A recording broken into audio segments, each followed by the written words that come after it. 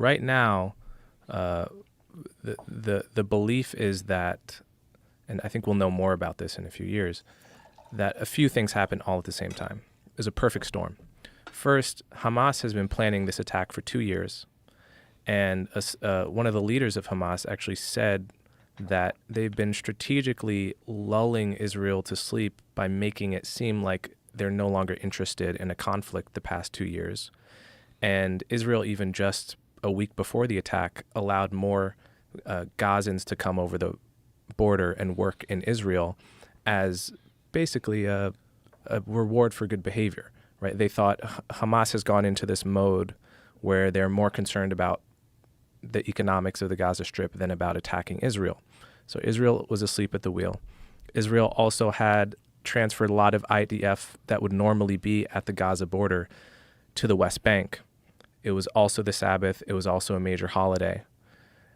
It's also they've had the biggest protests in a generation, almost the same way America was during 2020.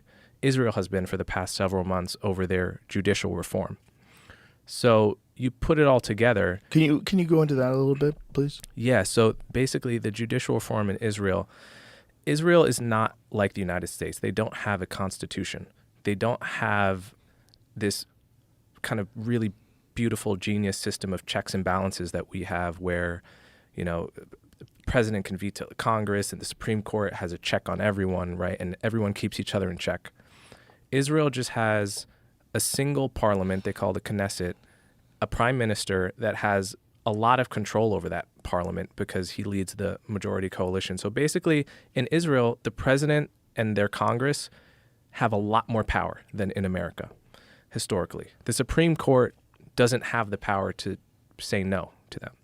But over the past 30 years, the Supreme Court has been basically grabbing more power for itself under these things called basic laws, where they can now say to the Knesset, no, you cannot implement that policy in the West Bank. It violates human rights. They have more powers to check the majority party. And that's come to a head now because the Supreme Court is perceived as left-wing and sympathetic to the Palestinians. Just like in America right now, the Supreme Court is perceived as right-wing.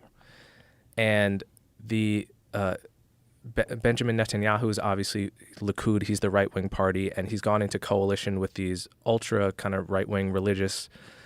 And so it's come to a head where basically the right in Israel feels the Supreme Court is just expanding its own power and is anti-democratic.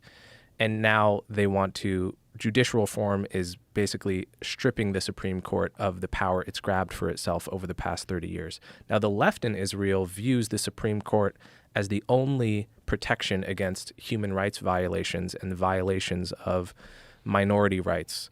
So the left feels the Supreme Court is a great defender of Israeli human rights, and the right feels that the Supreme Court is an undemocratic institution that's been expanding its own power for 30 years and now needs to be reined in so that the majority can govern.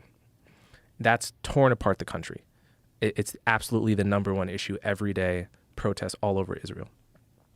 So you put all this together with Hamas backed by Iran, and you also throw in the fact that Israel and Saudi Arabia are on the verge of a peace deal, which is huge. It would be the biggest news in the Middle East in a very long time if Israel and Saudi Arabia made peace. It would basically put kind of the death nail in the coffin for Hamas, because Saudi Arabia is the biggest holdout now in terms of who has not made peace with Israel.